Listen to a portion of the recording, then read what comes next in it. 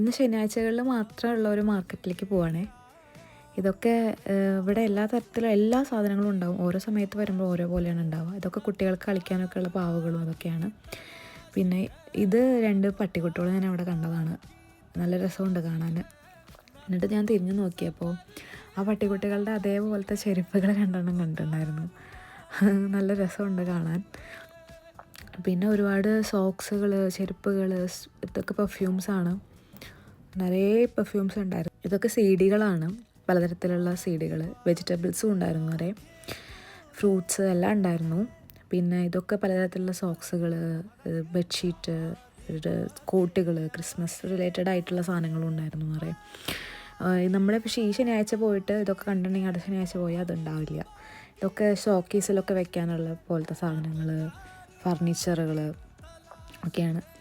അങ്ങനെ നല്ലൊരു രസമായിരുന്നു പോയിട്ട്.